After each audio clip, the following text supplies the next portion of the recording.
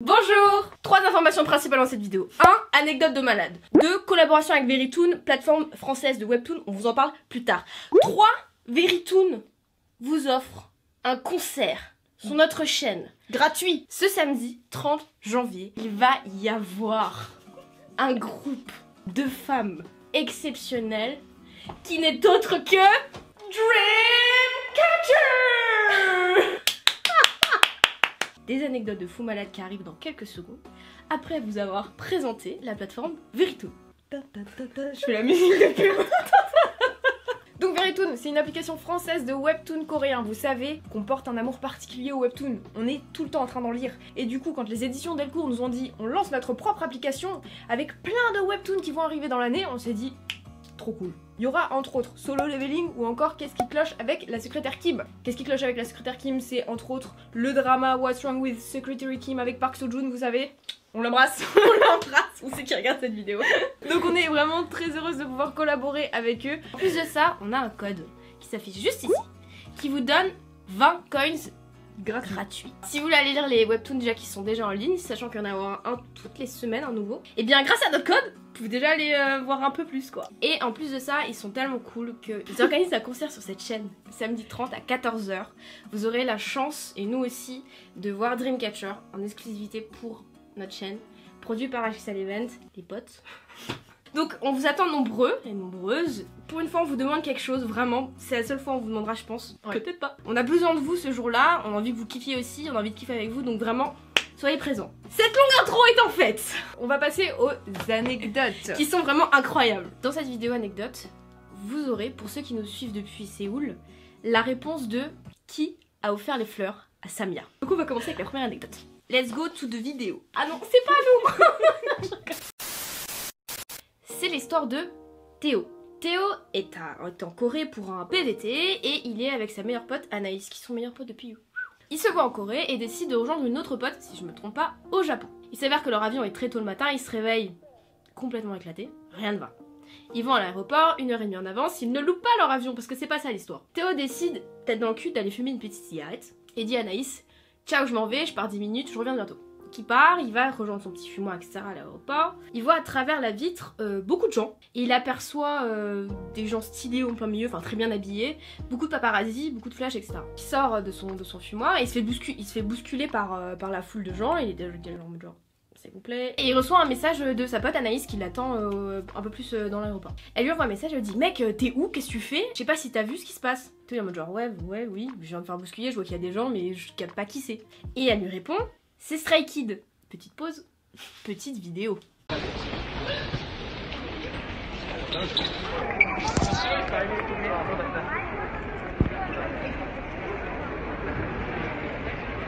Alors quoi? C'est Stray Kid qui vient de bousculer? What the fuck, what the fuck, what the fuck. Et donc ils les suivent, plus ou moins ils les suivent, jusqu'à ce qu'ils prennent en fait la porte pour aller à Los Angeles. Et là il y a de nouveau tous les paparazzi qui recourent vers la porte d'entrée. Et là ils voient un autre groupe, alors cette fois-ci c'était des filles. Et là Théo il reconnaît une nana qui fait partie d'un produit qu'il a regardé. Ce n'était qu'autre que les Fromis 9. Je ne connais pas ce groupe. Moi non plus. Fromis 9. Et là ils sont du genre, ça fait quand même beaucoup d'idoles en une journée. Ils sont allés checker effectivement son date. Effectivement ils partent à Los Angeles pour la KCON. Ce qui est très drôle avec cette histoire, c'est que c'est exactement la même que la nôtre avec BTS. Parce qu'on les a croisés le jour où ils partaient, pas pour la KCON, parce que c'était pas le cas. C'était pour les billboards. Vous voyez comment on commence bien cette anecdote, ça veut dire que ça va aller crescendo. La deuxième anecdote, c'est l'histoire de nos amies Margot et Sandra. On les a rencontrées en PVT à Séoul. Elles étaient arrivées bien avant nous, genre 6 mois avant nous, un truc comme ça. Et quand elles sont arrivées, elles ont logé dans une guest house. Ce qui est plutôt courant, quand vous arrivez dans un pays comme ça, vous allez en auberge de jeunesse pendant quelques semaines pour ensuite trouver un appartement et vous installer bien confortablement. Elles se sont rendues compte en fait que une des staffs était française. C'est plutôt courant en fait de trouver des étrangers dans les guest houses puisque ça leur permet soit d'avoir une chambre gratuite en échange de services, soit juste d'avoir un peu de thunes pour arrondir les fins de mois quoi. Cette staff s'appelait Julie, elle avait 26 ans. Un soir, Margot et Sandra décident de sortir. Margot décide de se faire jolie, de se maquiller et elle cherche son fond de teint qu'elle était sûre d'avoir mis dans sa valise. Sauf que, en sachant qu'elle avait fait sa valise pour partir en Corée la veille, Why? Je ne sais pas Margot, je ne sais toujours pas, je ne comprends pas. Elle se dit bon c'est bizarre quand même, je ne retrouve pas mon fond de teint, j'étais quand même sûre de l'avoir mis quelque part ici.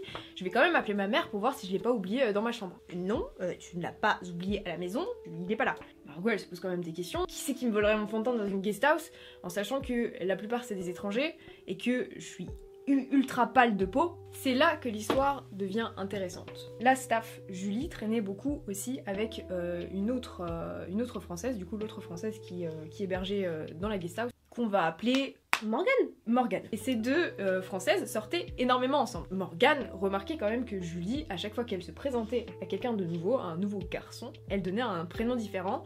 Et elle disait qu'elle était étudiante à Yonsei. Tu peux mythos, c'est voilà. la fête, si t'as envie de mythos Genre, ton prénom toute ta vie, vas-y. Très régulièrement, Julie ramenait à la guest house des jeunes hommes d'environ 20 ans. Précision importante. Hein. Pour faire des choses. Voilà.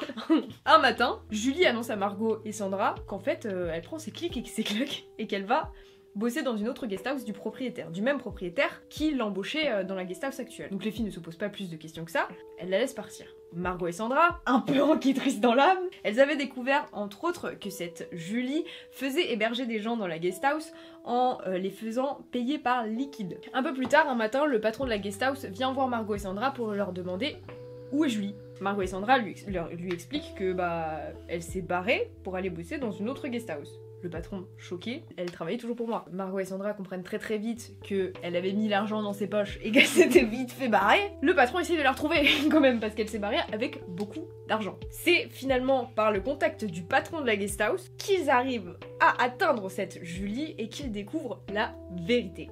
Donc déjà bon, elle avait volé beaucoup d'argent. Premier fait. Elle ne s'appelait absolument pas Julie. Deuxième fait. Et elle n'avait pas du tout 26 ans. Troisième fait. Elle en avait 40. Donc bien sûr après ils ont appelé la police, tout ça. Elle s'est fait interdire de territoire, expulsée de la Corée. Et ils n'ont jamais revu cette Julie parce qu'elle avait volé effectivement la guest house du fameux patron. Parce qu'elle a vraiment trouvé un autre taf et elle a volé aussi d'argent là-bas. Et c'est en démêlant tout ça qu'ils ont trouvé qu'en fait la meuf s'appelait pas Julie, qu'elle avait pas 26 ans, qu'elle avait 40 ans, etc. Du coup Margot n'a jamais retrouvé son fond de teint. Hein. Vous en doutez bien que pas de nouvelles. C'est à nouveau l'histoire de Théo parce qu'elle est incroyable, d'accord? Théo travaille en Corée du Sud, il travaille au Rabbit Hall qui est un bar dans l'Itaewon. Il est drag queen, il performe en drag queen et un soir, tout serait tout à fait normal, le taf se termine et il reste plus que 5 personnes.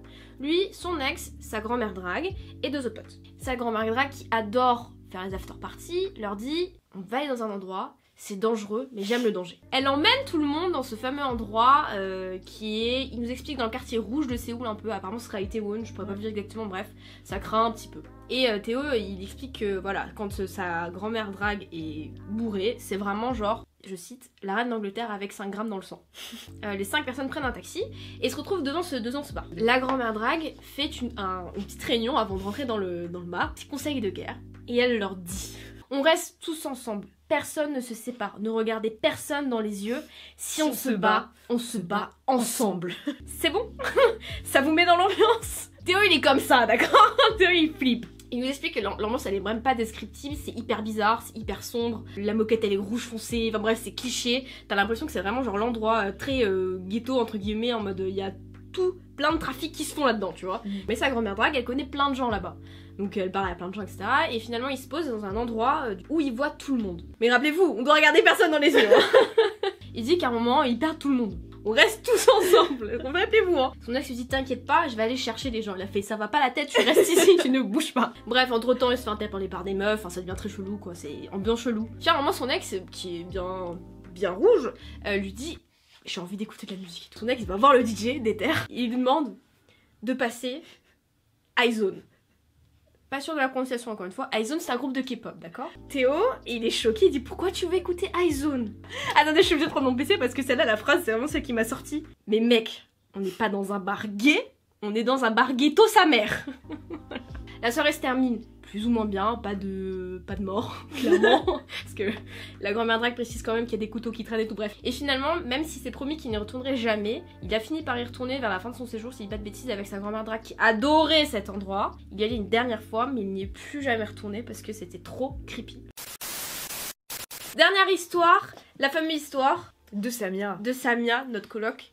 Qui lui a envoyé ses fleurs. Ok, on va remettre tout le contexte autour de l'histoire d'abord. Samia C'était notre colocataire quand on vivait en Corée. Vous l'avez déjà vu si vous nous suivez depuis longtemps dans nos anciennes vidéos qu'on a fait là-bas. Quand elle est arrivée, Samia s'est inscrite sur une application de rencontre en précisant bien qu'elle voulait pas de mec mais qu'elle voulait parler que à des meufs. Sur cette application, elle a rencontré une jeune femme qui était très gentille avec elle et qui l'aidait vachement en fait dans ses démarches administratives, trouver un appartement. Et ça rassurait Samia parce qu'elle se retrouve comme ça dans un pays inconnu. C'est toujours bien d'avoir un local qui t'aide quand même et qui peut t'épauler en cas de soucis. Cette jeune femme, on va l'appeler Mina, et au bout de 2 semaines après l'arrivée de Samia, elles décident toutes les deux de se rencontrer à Séoul pour une journée à l'extérieur, sympathique, elles se baladent, machin, et elles font connaissance. Quelques mois plus tard, toujours amie, Mina est toujours très gentille avec Samia, vraiment adorable. Genre, elle lui demande est-ce que tu manges assez, est-ce que tu manges des fruits. Elle envoie Samia des fruits à notre appart.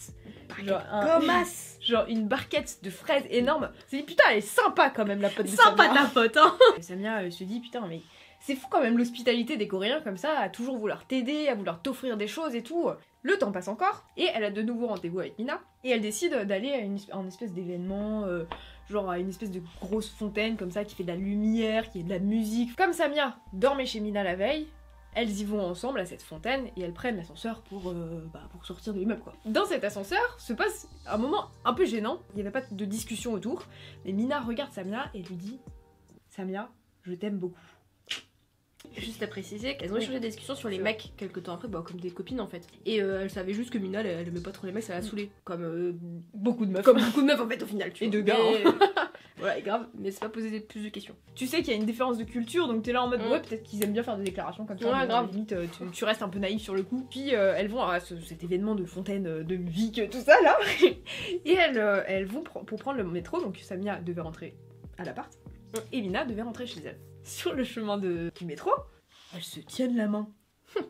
Encore une fois, il y a une différence culturelle dans le sens où les Coréennes se tiennent énormément la main. Et là, se passe une chose encore plus étrange. Mina essaye d'embrasser Samia. Du coup, Samia lui dit non, je t'aime bien en tant qu'amie, mais voilà. Du coup, Mina, elle fait mine de comprendre. On a pris le pire prénom. Samia rentre. Mina aussi, elle reste un peu en contact, elle parle et elles organisent de se voir quelques temps après. C'est là que vient notre grande histoire. C'est là qu'on arrive. Un matin, il était vers 10h, 11h comme ça, il y a un petit monsieur qui vient sonner à la porte. Du coup, il ouvre la porte et il y a un petit voix qui lui dit en coréen « Samia chi !» J'étais genre, c'est pas moi. C'est une putain de boîte avec des roses. Vas-y, ouvre juste le dessus, que les gens voient. Voilà, genre de truc que tu reçois dans les films, tu vois, genre voilà. Avec ces roses, s'accompagnait une petite lettre, petite déclaration d'amour quoi en gros, et en dessous il y avait écrit Secret Admirer. Alors là, c'était la fête à la maison. T'es là genre, waouh, c'est comme dans les dramas et tout, genre vraiment. On faisait les enquêtrices un peu genre, à qui t'a donné notre adresse, qui est-ce que tu connais à Séoul. En tout cas nous on était des têtes. Ah, t'es là, oh, c'est trop bien et tout. Samia dans sa petite tête, elle savait déjà qu'il y avait quelqu'un à qui elle pensait très fort. Enfin, il y a personne qui connaissait notre adresse. Non. À part du coup nos potes et les potes de Samia. Du coup elle s'est doutée que c'était Mina. Mais elle nous l'a pas dit tout de suite, cette petite cachotière. Elle nous dit ah non je sais pas et tout. Et nous on savait vraiment pas. Non, mais... Quand Samia a finalement compris, nous a finalement dit que c'était Mina, elle lui a envoyé un petit message en lui disant est-ce que c'est toi? Mina lui a répondu que non, ce n'était pas elle. Samia lui a dit écoute, c'est pas grave, hein, genre moi je veux juste savoir si ça vient de toi ou pas. Mina a finalement avoué que c'était elle, et Samia lui a dit bah écoute, merci, on en parle la prochaine fois qu'on se voit. Je tiens fort à notre amitié, enfin vraiment pour dire que le coup Samia n'était pas du tout dans le rejet de la personne, vraiment pas du tout. Hein. Sauf que comme vous le savez, les Coréens... quand ils se font soit rejetés, soit qu'ils ont un peu des sentiments négatifs envers les autres personnes, ils ont une forme de rejet qui est pas normal dans le sens où genre ça peut faire mal aux autres, ils ghostent. Et c'est ce qui est arrivé puisque quelques jours après, au moment où Samia et Mina devaient se voir, Mina n'a absolument jamais donné de nouvelles. Mais on a eu la fin de l'histoire parce qu'il y en a beaucoup d'entre vous du coup qui ont vu cette putain de boîte de fleurs et qui n'ont jamais su de qui c'était. Maintenant vous savez, les anecdotes sont terminées. Si vous en avez d'autres, n'hésitez pas à en dire en commentaire. On pourra peut-être refaire une vidéo. Honnêtement, je sais pas s'il y aura d'autres vidéos parce que celle-là, c'est vraiment Maxi Pépitas. On rappelle que cette vidéo a été sponsorisée par Veritune. On les remercie énormément de nous faire confiance. On est trop contents de travailler avec eux. Téléchargez l'application, allez lire des webtoons de Veritune. Genre, nous, on sera les premières à lire, à suivre leur histoire. C'est trop hâte. Et surtout, n'oubliez pas, samedi, il y a un concert sur notre chaîne de Dreamcatcher en live de Séoul. Donc vraiment, soyez présents. 14h, soyez vraiment là. Merci à Chixel Event de produire cet événement et merci à Veritune de nous offrir la chance de pouvoir accueillir Dreamcatcher sur notre chaîne. Ça, c'est vraiment genre oufissime. Donc on espère vraiment que vous serez nombreux. Nous on sera dans le chat, on sera là, on animera. On sera en mode stress de ouf, mais on sera là. Ouais. Suivez-nous vraiment sur Insta parce que vous avez tous les exclus Grave. en fait. Vraiment. Vous savez pas ce qui se Donc, passe sur ce réseau, hein, mais il y a plein de choses. Ouais, il y a vraiment plein de choses qui se passent. Donc vraiment suivez-nous sur Instagram et puis on se retrouve du coup samedi pour le concert. La bise!